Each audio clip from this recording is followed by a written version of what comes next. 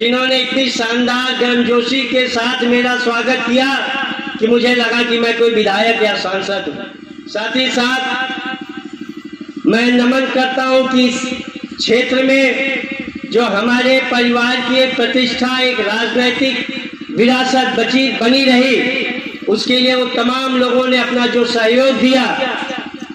क्योंकि दो चार नाम होता तो मैं नाम ले भी लेता, वो हजारों सैकड़ों की संख्या में हैं, वो आज स्वर्ग में हैं, वो हमारे पूर्वजों के साथ हैं, लेकिन फिर भी अमित यादव उनको नमन करता है, वंदन करता है। उम्मीद करता हूं कि ये जो हमारा और आपका 3 पीढ़ियों का साथ और विश्वास रहा है, वो आगे भी कई पीढ़ियों तक बना रहेगा। सबसे पहले इस कड़कड़ाती ठंड में आप लोगों ने ये मौका दिया और समाजवादी पार्टी के राष्ट्रीय अध्यक्ष माननीय श्री अखिलेश यादव जी के दिशा निर्देश पर समाजवादी मजदूर सभा के राष्ट्रीय अध्यक्ष माननीय श्री राहुल निगम वासी जी और समाजवादी मजदूर सभा के प्रदेश अध्यक्ष माननीय श्री धनीलाल श्रमिक जी का आदेश हुआ कि हम लोग एक जो मनरेगा के मजदूर हैं, जो असंगठित क्षेत्र के मजदूर हैं, जो भवन निर्माण के कार्यों में काम करते हैं, और उनका हक और सम्मान दिलाने के लिए हमें एक साथ संगठित होना पड़ेगा। माननीय राष्ट्रीय अध्यक्ष श्री अखिलेश यादव जी का निर्देश था कि हम ये जो मनरेगा के मजदूर हैं, जिनको आज के समय में काम नहीं मिल रहा है, उनको काम दिलाने का काम समाजवादी मजदूर सभा करेगी। दोस्तों, हमारे यहाँ बहुत से साथी हैं जो ये नहीं समझ पा रहे कि ये मजदूर सभा किस लिए है। ये जो समाजवादी मजदूर सभा है, हम मजदूरों के साथ संवाद स्थापित करेंगे, उनकी समस्याओं को जानने का प्रयास करेंगे और उनके समस्याओं को दूर करने के लिए जो संघर्ष करना पड़ेगा, वो संघर्ष हम सब लोग करेंगे। उस संघर्ष करने के लिए हमें जो संसाधन की जरूरत होगी, वो संसाधन हम इकट्ठा करेंगे और हमारा उद्देश्य होगा कि इन सब को जोड़ते हुए 27 में उत्तर प्रदेश के अंदर समाजवादी सरकार लाने का काम समाजवादी मजदूर सभा करेगी। इस देश में ही नहीं बल्कि पूरे विश्व में मजदूरों का एक सम्मान रहा है।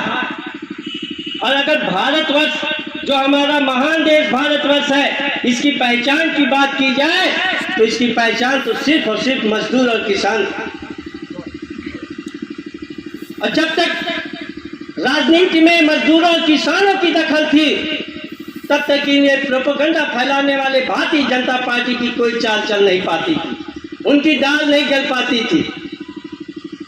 तो भारतीय जनता पार्टी के लोगों ने काम किया कि इस देश से मजदूरों और किसानों की जो राजनीतिक धमक थी, उसको कम करने के लिए हमेशा हमेशा बीजेपी के लोग आगे रहते हैं। दोस्तों, तमाम जो हमारी पूर्व में सरकारें रही, उन्होंने मजदूरों के हित के लिए काम किया। और जब ये आपको मैं याद दिला दूं कि पहले जब यूपीए की सरकार थी, जहां श्रद्धेय नेताजी के सहमति के बाद मनरेगा कार्यक्रम बनाया गया, राष्ट्रीय रोजगार योजना, जिसका उद्देश्य था कि इस देश के तमाम जो हमारे गरीब हैं, जो मजदूर हैं, उनको अपने ही क्षेत्र में, अपने ही गांव में काम रोजगार की गारंटी मिल जाए। उन्हें बाहर दूसरे बॉम्बे, दुबई, अन्य देशों और प्रदेशों में जाने की आवश्यकता ना पड़े। इस सोच के साथ राष्ट्रीय रोजगार योजना लागू किया गया। लेकिन ये बड़े दुर्भाग्य की बात है कि जब ये 2014 के बाद इस देश के प्रधानमंत्री बनते हैं नरेंद्र मोदी जी, और वो भारत की संसद के अंदर एक बयान देते हैं कि ये जो मनरेगा का कानून है, ये यूपीए सरकार की नाकामियों का पुलिंदा है, इसको हम स्मारक बना के जीवित रखने का काम करेंगे। उनकी सोच ये थी, वो जानते थे कि उन्हें उद्योगपतियों के लिए काम करना है, तो ये रास्ते में उनके मजदूर और रोड़ा बनेंगे। उस रोड़े के खिलाफ वो सदन, भारतीय संसद के अंदर वो बयान दे रहे थे।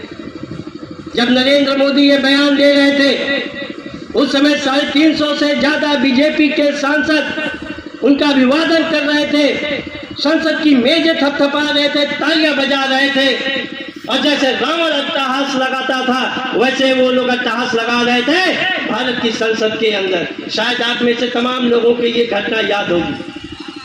वो तालियां बजा रहे थे, वो जो अट्टहास लगा रहे थे, वो भारत के मजदूरों की आने वाले समय में दुर्गति के लिए वो लोग ये तालियां बजा रहे थे।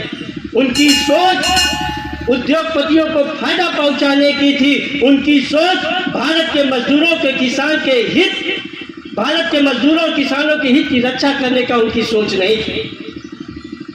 आप देखो, जिस दिन नरेंद्र मोदी ने भारत की संसद के अंदर मनरेगा कानून का मजाक उड़ाया, उस दिन से इस देश के तमाम अधिकारियों को यह पता चल गया, तमाम नेताओं को यह पता चल गया कि हमें मनरेगा के ऊपर काम नहीं करना है।